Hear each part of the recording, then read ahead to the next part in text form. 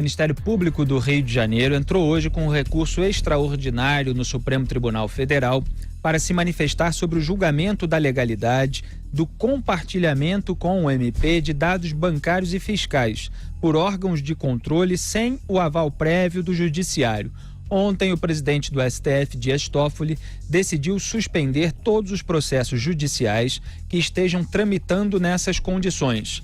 A Associação Nacional dos Membros do Ministério Público, CONAMP, que reúne mais de 15 mil filiados, considera que a suspensão de investigações com dados do COAF e Receita quebra uma rotina antiga na comunicação dos crimes e causa um duplo prejuízo. Em decisão de 2016, que autorizou o uso de informações fiscais sem prévia autorização judicial, Dias Toffoli ressaltou o compromisso do Brasil, aspas, perante o G20 e o Fórum Global sobre Transparência e Intercâmbio de Informações para Fins Tributários. Fecho aspas. Trata-se de ementa do acórdão das ADIs número 2390, 2386, 2397 e 2859. Para quem quiser pesquisar aí, esse programa dá todos os dados. Ela é assinada pelo ministro Dias Toffoli, como quem está acompanhando esse programa pelo YouTube, em jp.com.br/pingos, pode ver na tela. A gente destacou aí o trecho do documento. Diz lá, abro aspas, é mais um baú, né? Esse merecia até vinheta também, abro aspas. O Brasil se comprometeu perante o G20 e o Fórum Global sobre Transparência e Intercâmbio de Informações para Fins Tributários, aí dá o nome do inglês, em inglês desse Fórum Global, a cumprir os padrões internacionais de transparência e de troca de informações bancárias estabelecidos com o fito de evitar o descumprimento de normas tributárias, assim como combater práticas criminosas. Não deve o Estado brasileiro prescindir do acesso automático aos dados bancários dos contribuintes por sua administração tributária, sob pena de descumprimento de seus compromissos internacionais. Fecho aspas. Está aí o trecho dessa decisão do Dias Toffoli, que aparentemente, aqui estamos sempre abertos a alegações em contrário, mas contradiz o conteúdo dessa decisão tomada ontem pelo próprio ministro Dias Toffoli. A gente convidou ontem aqui o procurador Hélio Telho para dar a visão dos procuradores do Ministério Público a respeito dessa decisão. Questionamos sobre alguns pontos sensíveis em torno desse debate. E ainda me parece muito cheia de fumaça, de espuma, essa decisão do Dias Toffoli. Augusto, é bom lembrar que tem os aspectos políticos que podem estar por trás disso. Aqui no terreno da análise mais conjuntural e das possibilidades. Houve essa suspeita de que estava havendo uma investigação do Glenn Greenwald, que está vazando essas supostas mensagens atribuídas ao Sérgio Moro e ao procurador Deltan Dallagnol, que essa investigação estaria acontecendo com o auxílio do COAF.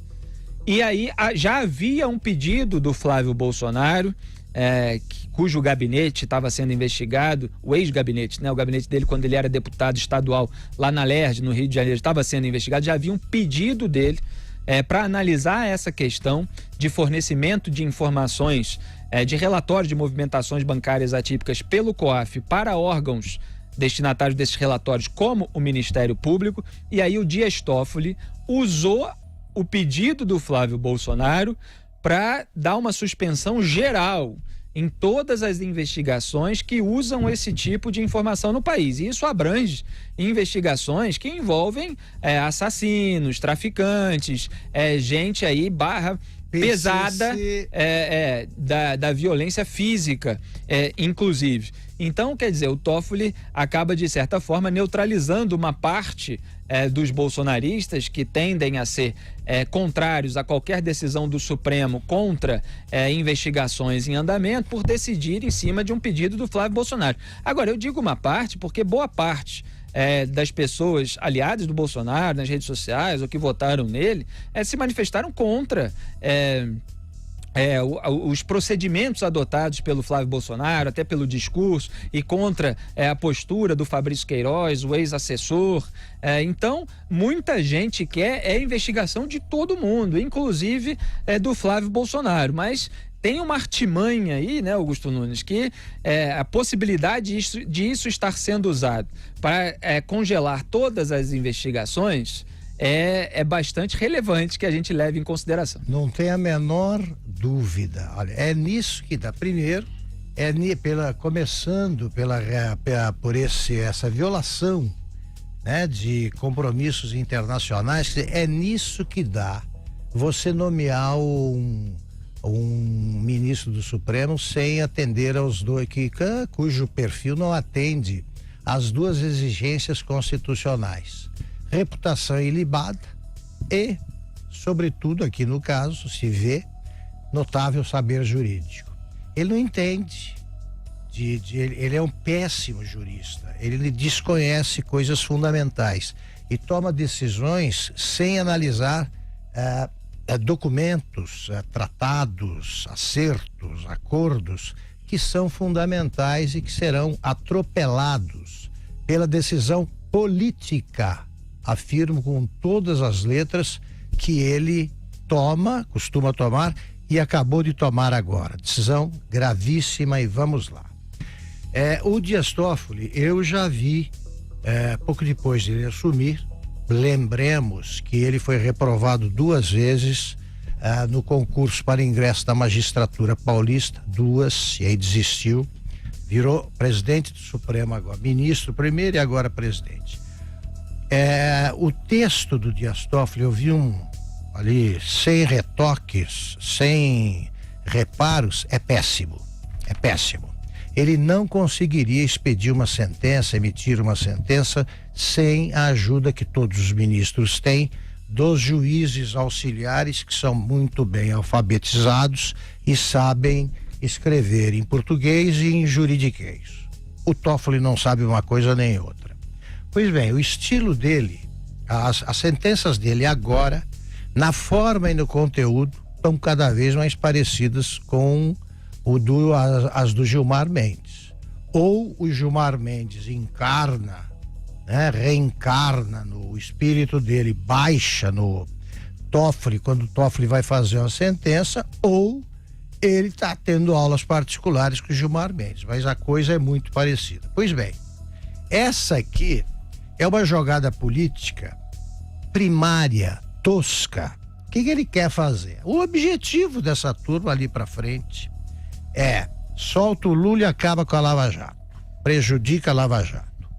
Então, para silenciar os bolsonaristas radicais, ele vai e atende a um pedido do Flávio Bolsonaro, que não deveria tê-lo encaminhado, e com isso ele já afaga uma parte dos brasileiros que reagiriam duramente a essa decisão se fosse outro o beneficiário, porque ele está preparando, como a decisão como as análises da decisão já mostra, está preparando a grande liberação aí de um monte de bandidos, porque os advogados dos bandidos vão, e muitos já condenados, vão alegar isso aqui, essa decisão, dizer que a lei retroage em benefício do réu, as decisões também, e vão fazer alguma coisa parecida com o que ocorreria com o fim da condenação, do começo do cumprimento da pena em segunda instância. Quer dizer,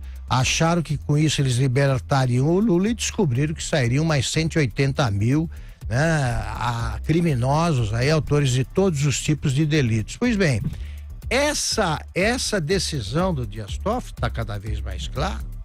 Ela vai beneficiar o Flávio Bolsonaro, vai beneficiar petistas, criminosos comprovados, muitos já presos, repito. E aí vão dizer o quê? Na hora que for aplicada essa decisão a outros. É por isso que a gente alerta os que estão realmente interessados no sucesso do governo. Não entrem em jogadas políticas toscas e feitas para enganar o povo brasileiro, que esse pessoal aí do Supremo costuma tratar como se trata um bando de idiotas. Como eu fiz questão de frisar ontem, a quebra de sigilo bancário, que vai mostrar tudo realmente sobre a movimentação bancária da pessoa que está sendo investigada, ela já requer autorização judicial. Sim. Isso já era assim. Tem muita gente que está confundindo isso no debate para dizer, não se pode quebrar o sigilo bancário sem autorização judicial. Não, já não se podia.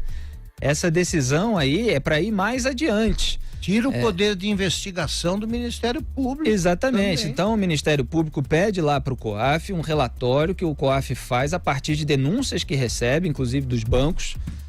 Você perguntar para sua gerente de banco se ela vê uma movimentação financeira atípica, ela pode dizer para você que isso quando acontece ela denuncia e tal, não sei o quê. Então, o COAF ele tem um relatório e ele fornece ao Ministério Público esse relatório, que é indicativo apenas de movimentações bancárias suspeitas, o que não quer dizer que a pessoa realmente cometeu um crime, cometeu um ato de lavagem de dinheiro, porque aquilo é suspeito, pode haver alguma explicação. Então o Ministério Público pega aquele material e existe uma discussão, Zé Maria Trindade, nesse momento, justamente a respeito disso, porque eles dizem, não, mas essas informações não podem ser usadas na investigação. Então o Ministério Público está lá investigando, encontra essas informações, aí ele tem que levar o pedido para a Justiça, ou ele pode usar aquele relatório de informações para continuar investigando e na hora de apresentar um pedido de quebra de sigilo bancário, mostrar outros indícios juntos, que relacionados com aquelas informações prévias possam tornar aquele pedido mais robusto e o juiz vê, de fato, há aqui evidências suficientes para a gente retirar esse sigilo bancário e verificar realmente se a pessoa cometeu um crime ou não. Então, quer dizer, tudo isso são estágios muito anteriores à eventual condenação e sempre lembrando que o Ministério Público pode se posicionar também pela absolvição. O que eu acho é que esse debate fica muito contaminado porque houve, no caso do Flávio Bolsonaro, notícias da imprensa sobre uma investigação em curso. Então, quando o Ministério Público recebe um relatório do COAF, é possível que essa informação vaze. Mas, repito, não é informação sobre extratos bancários específicos. Não tem lá a conta de tudo que o fulano pagou. Se for de um investigado que foi lá num hotel com a amante, aquilo não aparece com essa riqueza de detalhes. Então, a exposição pessoal não é tanta assim. Só que, obviamente, existe, se há um vazamento. Agora, a questão para corrigir o problema dos vazamentos, vai se criar mais um obstáculo à investigação num momento em que ainda não há, está longe ainda da quebra do sigilo e muito mais ainda da condenação. Esse que é a minha questão relativa a isso. Quer dizer, para corrigir um problema que usa-se esse pretexto para obstaculizar, né, esse verbo que tem sido usado, que é difícil, muitas investigações por todo o país. Zé Maria Trindade. O que eles usam aqui, Felipe, é quando vai jogar a água suja da bacia e joga a criança junta depois do banho, né? É mais ou menos isso. A situação é a seguinte, vamos colocar um exemplo aqui. O COAF não faz investigação. O COAF recebe dos bancos relatórios de movimentações consideradas atípicas. O que são movimentações atípicas? São depósitos não identificados acima de R$10 mil. E isso pega também vários depósitos pequenos que somam, durante um determinado período, uma soma suspeita, um rendimento suspeito. O banco manda para o COAF faz um levantamento e acende uma espécie de luz vermelha. E aí a Polícia Federal ou o Ministério Público tem acesso à movimentação e não ao extrato, você disse muito bem, né? E a partir daí vai pedir autorização à Justiça para fazer a investigação. Nesta autorização, o juiz vai determinar que o gerente do banco, né, em último caso o diretor, dê extratos detalhados de quem depositou, qual o CPF e tal. O Dias Toffoli, surpreendente essa decisão dele, ontem foi muito bem, o doutor Telha mostrou em detalhes aqui e no momento exato ali tudo o que acontecerá. O COAF fica impedido de informar, né? E a decisão do ministro Dias Toffoli vai muito além, viu? Olha, proíbe, suspende processos em curso, né? Todos que tenham usado informações do COAF e da Receita Federal. Uma das bases, eu venho dizendo isso aqui, né, da Lava Jato, é o trabalho dos auditores fiscais. A Receita Federal dava um mapa, quando a polícia ia atrás de um alvo já sabia tudo, evidentemente tudo com autorização judicial, mas a Força Tarefa usa esses dados do COAF para definir ali movimentações financeiras. Como diz o próprio ministro Dias Toffoli, né, nesta súmula, isso é novidade no mundo há pelo menos 10 anos. Né? O crime organizado, isso é combatido se atacar o dinheiro deles, a movimentação financeira. Pois bem, essa decisão ela é mais profunda porque ela proíbe tudo, ela suspende todos os processos. E diante desta barbeiragem, ministros do Supremo já estão avaliando que na volta agora do recesso, que se coloque isso imediatamente no plenário. Este é um assunto que divide o plenário, não pode ficar em liminar e não deveria ser decidido em liminar durante o recesso, porque não se trata de urgência, não é um habeas corpus de alguém estar preso, né? Não é uma urgência assim. Não podia ter sido decidido, teoricamente sim, legalmente sim, mas não era próprio uma decisão liminar enquanto o tribunal está em recesso. Então há uma cobrança agora, Felipe Augusto, para que em vez de novembro, a previsão de 21 de novembro, que se faça o julgamento antes, para não ficar esta pendengue, essa pendência sobre o Supremo Tribunal Federal. Você se lembra que antigamente aqui era assim, tudo em Brasília acaba em pizza? Agora aqui é o seguinte, tudo em Brasília acaba no Supremo. É grotesco, Augusto Nunes, que uma decisão dessa magnitude, que interrompe diversas investigações em todo o país sobre criminosos de todos os tipos, seja tomada durante um plantão, numa decisão monocrática. Lembra o caso do desembargador plantonista Rogério Favretto, que tentou soltar o Lula, ele, Favretto, que tinha sido filiado ao PT durante 19 anos, uma jogada articulada ali, deputados petistas que sabiam que o seu correligionário de tanto tempo estaria lá no plantão, fizeram lá o pedido de HC e ele tentou soltar. Felizmente houve uma reação jurídica rápida que fez com que o Lula não fosse solto daquela maneira. Então Dias Toffoli está aproveitando para, numa canetada, interromper, ganhar tempo aí, deixar que se tenha um fôlego até chegar uma decisão plenária. Isso demora, isso tem consequências para as investigações e é por isso justamente que o Ministério Público do Rio de Janeiro entrou com esse recurso extraordinário no STF para se manifestar a respeito. Está havendo toda uma reação das partes investigadoras contra essa decisão, porque o período de suspensão já é grave, Augusto Nunes. É esse tipo de decisão que divide o Brasil entre os brasileiros decentes, os que querem o cumprimento da lei, e os brasileiros que oscilam aí, ou a defendem o cumprimento ou não, conforme o interesse que está em jogo. Agora é o seguinte, decisão democrática, a monocrática, ela foi feita assim para você evitar uma grave injustiça, uma coisa urgentíssima e tal, não foi feito para esperteza.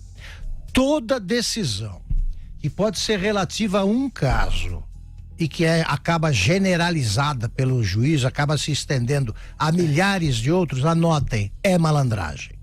É malandragem. Eu não conheço nenhuma.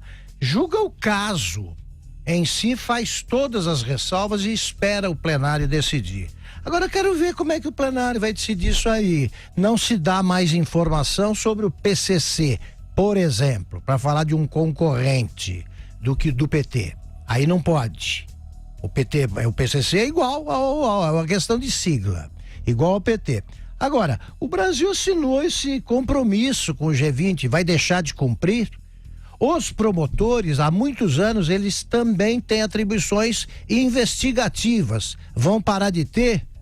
Então tem que revogar imediatamente essa bobagem que é revestida de esperteza. E eu queria lembrar duas coisas, que 6 meses atrás teve uma nota publicada na Veja que acabou desencadeando uma guerra entre Gilmar Mendes e a Receita Federal, que foi acusada de investigar as contas do Gilmar Mendes, ministro do STF, e da sua mulher. E essa decisão monocrática do Dias Toffoli está sendo vista como um triunfo aí dessa ala do STF, que se voltava contra a Receita Federal e agora contra também o COAF. Então, é preciso levar todos esses elementos em consideração e mesmo que haja qualquer dúvida e tal, levar em consideração que foi uma decisão monocrática tomada num período de recesso do Poder Judiciário que suspende investigações para além daquela do caso específico do autor do pedido, que no caso foi o Flávio Bolsonaro, a sua defesa.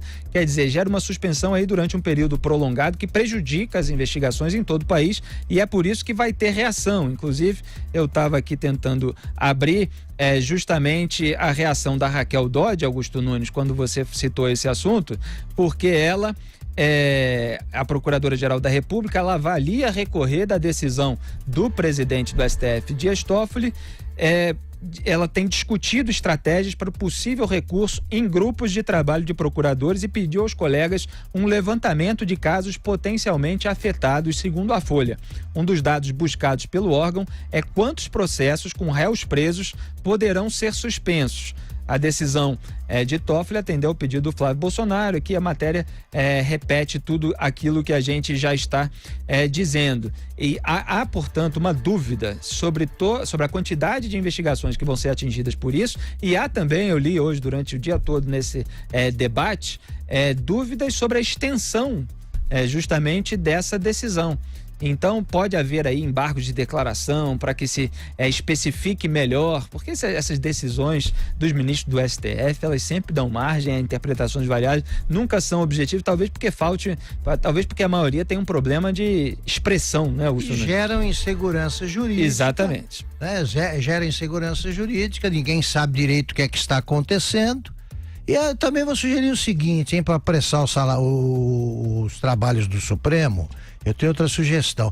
Toda vez, em vez de pegar o voto são longos e tal, ouvir o voto de Gilmar Mendes, do Lewandowski e do Toffoli, faz como faz a Câmara, o Senado, sim, vota a liderança. Vota a liderança da bancada e ponto final, não é assim, Zé? Vota o líder, como é que vota a bancada aí que quer soltar? Sim, vota para soltar. Pronto, acabou, passa para o que interessa. Bancada libertadora do Supremo Tribunal Federal. Como vota? Sim. Pronto. Fala aí, Zé Maria, rapidinho. Olha, a impressão que fica é que ele ele aproveitou, né, desse pedido do filho do presidente, o senador Flávio Bolsonaro, tomou a decisão, liberou todos e joga aí a culpa no Flávio, que acabou sendo eleito por um discurso transparente e tal, e está sendo usado. Todo mundo só fala hoje no processo do Flávio, esquece os outros, aí ninguém sabe exatamente. Hoje a situação é a seguinte, não é só informação do COAF, informação do COAF e Receita Federal. Qualquer um que tenha um processo que esteja preso e a base do processo seja informações do COAF e da Receita Federal, pode ir com um habeas corpus no Supremo, que o ministro Dias Toffoli, que está de plantão, terá que dar um habeas corpus. Além disso, eu queria criticar aqui a posição da Procuradora-Geral da República. Está pensando tinha que sair de uma defesa imediata. O Ministério Público do Rio de Janeiro já reagiu, a rede já reagiu, entrou com pedido, e a Procuradoria-Geral da República não foi enfática à altura de uma reação contra essa decisão do presidente do Supremo, né? Tinha que reagir, falta isso na Procuradoria-Geral.